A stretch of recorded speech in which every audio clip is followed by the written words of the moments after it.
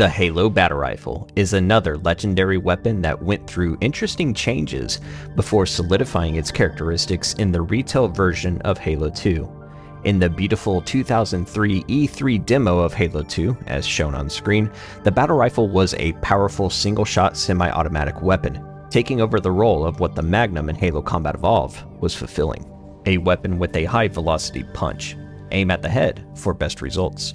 While direct aim at your opponent's noggin remains a good reference point, the battle rifle underwent cosmetic and gameplay functionality changes. Upon Halo 2's release, the battle rifle appears to have slightly been elongated, and due to the Chief placing his thumb at the bottom of the handguard in the retail version, that helps accentuate the length of the firearm, and with the obvious cosmetic change being the ammo counter. As for gameplay functionality, it's a 3-shot burst with a 36-round magazine in Halo 2, which makes the battle rifle feel sleeker with finesse. As for my favorite battle rifle iteration, it's in the Halo 2 Anniversary campaign. There is a difference. Come on, move up, let's go! It just looks and sounds the best.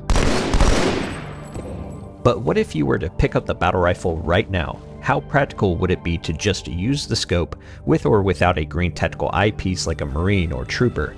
Not even the basic Neuralink Marines and Troopers have show a heads-up display. Even if it did, what if the Covenant countered your electrical components, and you just have to rely on what the battle rifle is equipped with? Bare bones. This is a job for Instructor Laspina, the head of Spear Training Group, a professional firearms instructor, having fun taking a look at fictional weapons and making them practical. It's nice to see you all love these kind of videos, so thank you so much for your support and conversations. Thank you, Instructor Laspina, for taking your time to do this. Now let's listen in. What I'm going to be doing today is looking at Rule of Cool. Also, when I say Rule of Cool, I'm also elaborating on Rule of Gameplay. The game is meant to be fun, right? So it's going to fall under Rule of Cool as far as my assessments are going to go. But what we're going to be looking at today is what if these weapons in the Halo universe were practical.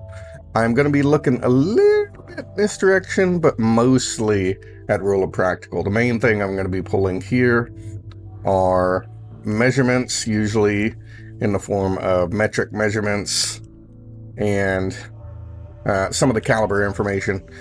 Any tech that is explained that doesn't exist today is going to be space magic. It's hard to quantify certain things. For example, I've been reading on a thing called Titanium A that apparently exists in this universe. They allow the flexibility in the universe to do some cool things that don't normally exist. Unfortunately, because those don't exist today, it becomes a really hard thing to kind of prove. It's a very easy thing to say, oh, well, because this exists, all else is good. Well, that can be a little bit of a cop-out sometimes because, for example, titanium is not necessarily a abundant resource, right? It's not easy to find. It's very particular conditions that titanium is found in, which, this being a spacefaring universe, maybe they found it on an asteroid somewhere or a different planet somewhere. Fine, so be it. But that is exactly what I'm saying whenever these two start to butt heads. Rule of Lore is going to say they found it on an asteroid somewhere. Rule of Practical says this is a very hard material to find that does not exist particularly everywhere. It's very specific conditions for that. And not to mention, titanium is a somewhat of a difficult material to work with. But again, Rule of Lore says it's easy because they're in the future. Rule of Practical says machining hard materials like this and working them is a lot harder than people think. If you didn't know, material science is one of the largest growing sciences as of the past few years, mainly in the world of polymers. So you pick up something plastic, you think, oh, this is cool, it's just plastic. Not always. There's a very big industry and research behind that type of materials. If you know anything about Magpul materials for real-world firearms, one of the biggest technologies that they brought to the modern world is glass-infused polymers. Battle rifle is a technical term in the firearms space. It is a large bore rifle, or a full power cartridge, what you'd say. So when we're talking bullets, and cartridges in general, we have small bullets. These are our small cartridges. This is going to be pistol ammunition, stuff like that. Scaling up from there, we have Rifle ammunition. This is going to be in the realm of intermediate calibers. They're just slightly larger. The trade-off is lower recoil, faster follow-up shots, but you're going to get less damage out of it. From there, we have full power cartridges. This is going to have a larger case for powder. It's going to have a larger bullet overall, generally going to be moving faster. And then we get into large caliber rifles. These are going to be your marks, like sniper rifles, anti-material rifles, stuff like that. As you see, it just scales upwards. There are technologies that allow us to do this in other ways. In today's terms, a 7.62x51 is a full power cartridge. We would call this rifle today a battle rifle. And the assault rifle, being chambered in the same caliber, or chambering, it would also be determined as a battle rifle today. However, in the context of in the future, they are calling the assault rifle an assault rifle, still chambered in 7.62. And the DMR, just a DMR, that's fairly common. We have common versions of that called an SPR. They're still chambered in the traditional rifle cartridge, that intermediate cartridge that we discussed. This being a battle rifle tells me that it's in a larger caliber than whatever the standard caliber is. It is, in a way, 9.5 by 40, 7.62 by 51. The first number, 9.5, is the bullet that actually comes out of the barrel. This is your projectile, 9.5. 40 is the overall length of the cartridge. Now, this is actually a fairly short cartridge overall. And it even says that in the lore description, and I give them kudos for that. However, it makes some really, really weird wordings in the lore description. I've already did a little bit of reading about it. It is a Kurtz platform, which is short. There is a direct contradiction to short rounds being long-range capable. Reason being, if you have a short bullet, I'm very much exaggerating this tapered cartridge for a reason. If you have a short cartridge, there's not a lot of room to add a huge amount of powder. So it has to be extremely potent powder. Very, very aggressive. It's going to detonate very quickly type of powder. Very high pressure powder. Not all guns can do this. But in their description, they actually say that it is. So good job on whoever wrote that somewhere. However, one of the other tools that we can do is taper the cartridge. Therefore, as this gas is getting detonated and expelled, it has to be forced out of a smaller area than where it's detonating. It's kind of like a forcing cone type deal. This is one of the ways that we increase pressure in modern cartridges, and I'm assuming this is the technology that they are going to be using here. It doesn't explicitly say that in the description. The wiki bullet here doesn't show a huge taper, but it is one technique that is used to increase pressure, especially to the rate that they're claiming on this wiki page. The thing with tapered bullets is you have to have special magazines for that. You can't really use straight wall magazines. You have to use slightly curved magazines. That's why the AK has a very aggressive curved magazine to it, because they have very highly tapered rounds. Outside of this ammunition being 9.5, this is actually very close to the same width as an AK bullet. So they're not very long cartridges. With that said, oh man, look at all that excess material that we're going to get rid of. And you can see just that little round right here. And I've even seen some other models that show it's a single feed magazine. That's interesting choice. But all of this material back here, not necessary. I'm going to take a look at some of these other images here. Not a horrible scope for what it's being claimed. This is actually a pretty good just battle optic or combat optic. It gives a little bit of information to get some good ranging on targets, but it's not so obstructive that it's hard to use. It is fairly low magnification though. It's 2 times magnification. I have some 2 times magnification optics, and it's very, very hard to tell that you're even looking down the optic or getting any magnification at all. So for some of the roles that they're claiming this is going to be put into, maybe not with 2 times. There does not appear to be an ejection port on these models. Several generations that I'm looking at, they don't appear to have ejection ports. The magazines are way too large generally in this design. Charging handle, you know we're going to get that charging handle. But I think there is one area that you would not expect me to keep, that I'm going to keep. And you know what? I have the power of the editor. I can do what I want. This is a specialized cartridge. It is a fairly small cartridge. I'm going to assume the gases have already expanded by the time they get all the way down this barrel. So we're going to chop that muzzle device. A lot of excess bulk here. Doesn't really need to be. With that said, short stroke piston, rotating bolt, locked breech. Okay, all that's realistic. That's I'm not gonna nitpick on that, but that does mean I got to work with the gas system. Effective range 900 meters. That is one of the main indicators that I have that this is a really spicy, high pressure round coming out of here. In order to propel the amount of mass that they're saying, yeah, that's feisty. 900 meters is very violent. Take for example, 5.56 has an effective range. Our modern service rifles have an effective range of about 500 to 600 meters. This is almost doubling that range with a slightly smaller cartridge. Larger bullet, smaller overall cartridge. It does also say that we have semi, burst, and full auto. I know in game it's represented as a burst because rule of cool and gameplay. I have no indication as to what this material is. It doesn't appear to be anything directly operational, so we're going to remove some of that. Again, this excess bolt, we're going to remove some of this. This is kind of unwasted or wasted space. We're going to do something with that. The grip design is actually not horrible. I like it pretty good, but we do have some weird geometry within this trigger guard. Our magazine for 36 rounds, just for reference, I'm gonna roughly do this. I'm also getting my alignment at the bottom of the screen there. If you see this degree, that way I get straight lines. This magazine is approximately from here to here. It's actually about from here to here if I remember correctly from that image. That means all this is excess bulk we're gonna get rid of.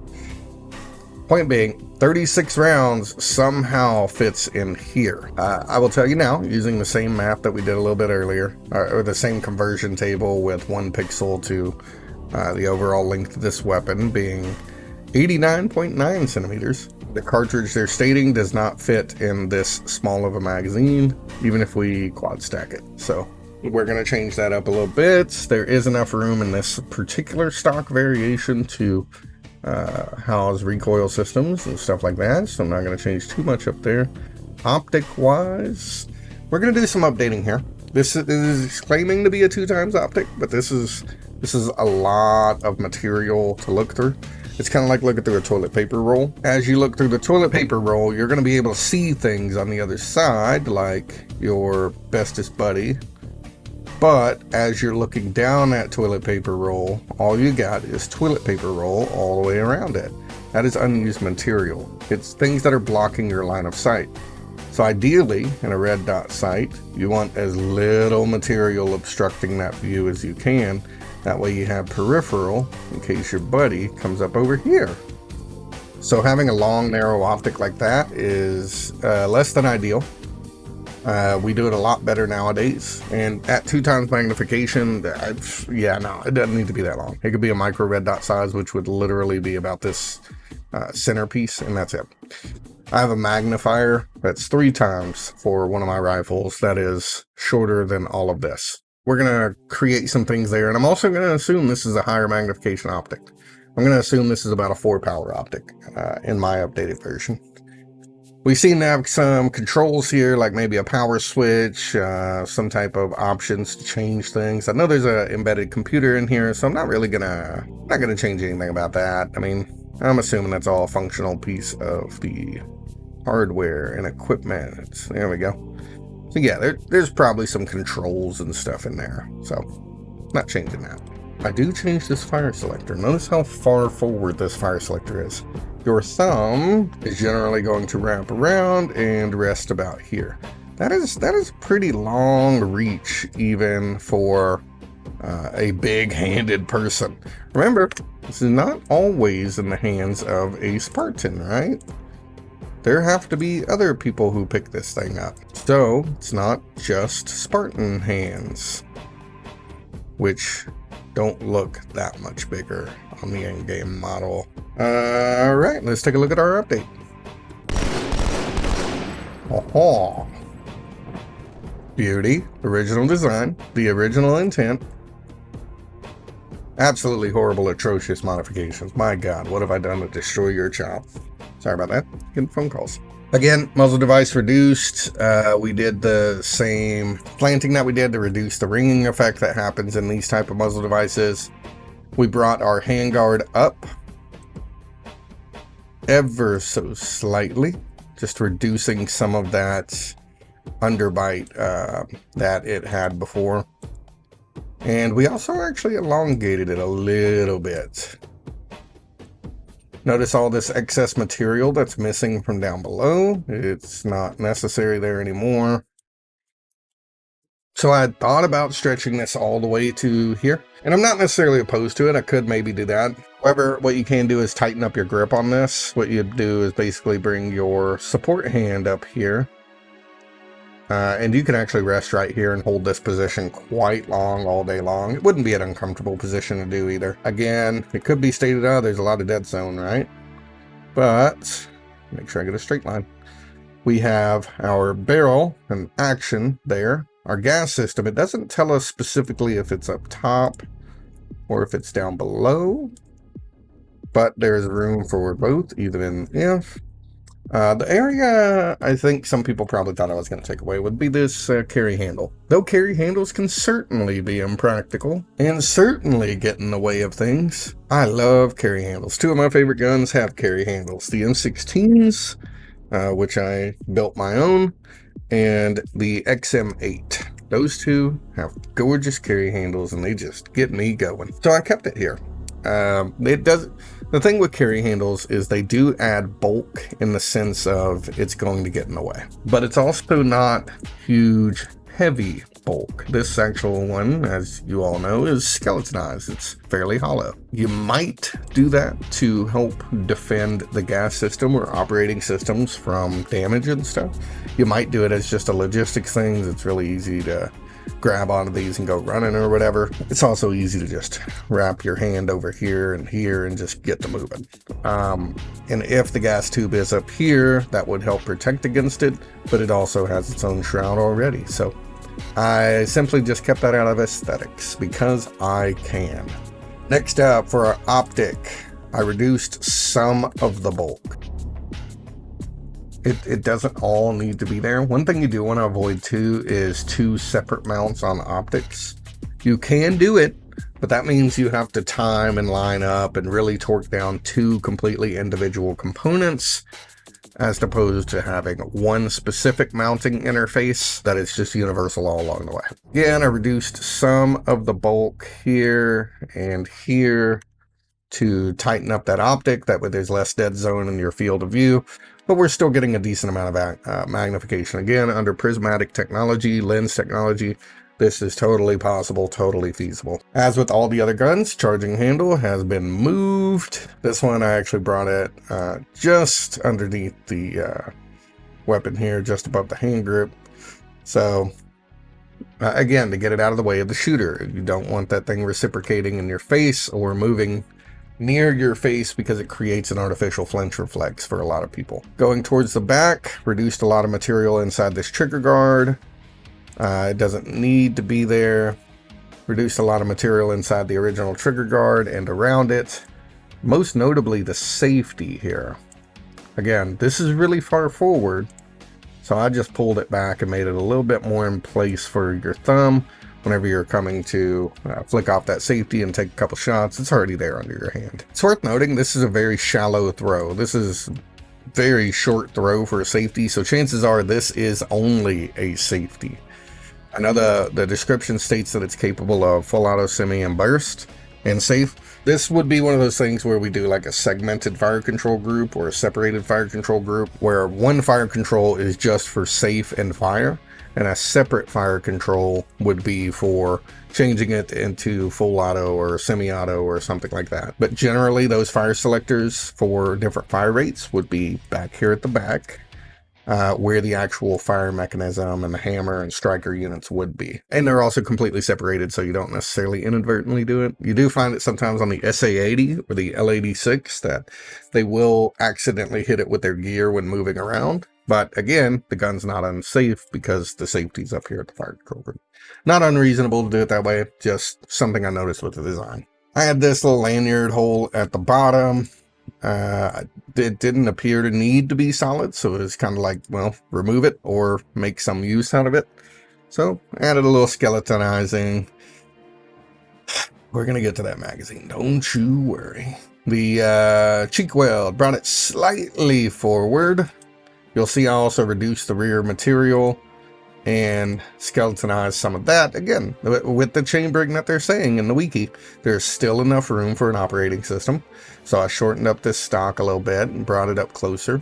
If we can make the gun more manageable in tighter environments, may as well. Even if it's meant to be a longer range weapon, if we can make the gun more manageable, we need to do that. So using, again, the pixel to millimeter math, this magazine is larger than the dimensions of the round itself. But again, we might have to reinforce this magazine a little bit. There are different reasons that you make your magazines larger intentionally, but it's usually going to be for reinforcing. However, that's it. That's as big as it needs to be. Doesn't need to be this big. It only needs to be this big. And you can carry more ammunition with the more slender magazine. It's more manageable, more maneuverable. Lighter weight. I mean, why not? Also, with the capacity they're saying of 36, with the double stack magazine, that is as long as that magazine needs to be. Okay? The math ain't mathing if you ain't mathing it.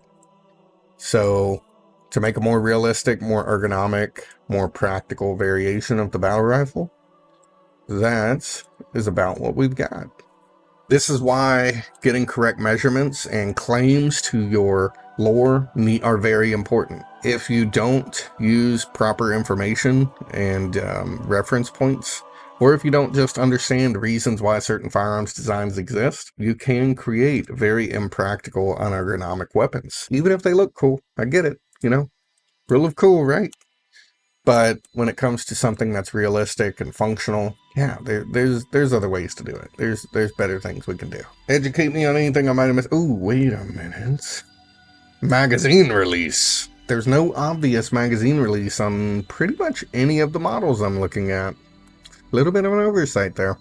Anyway, thank you guys for the opportunity. Thank you, Coyote, for your opportunity to do this. I do enjoy it, and I do have plans to look into a few more weapons. Let me know what you guys think. I've seen some comments about Covenant weapons in there as well, but I know we still got some UNSC to get through, so we shall see, and gauging by the responses of everybody, we'll see if this is worthwhile or not. Feel free to let us know. Thank you, and I appreciate the time.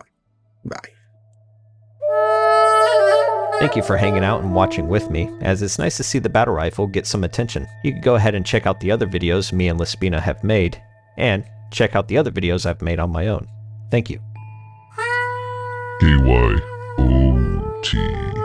Coyote.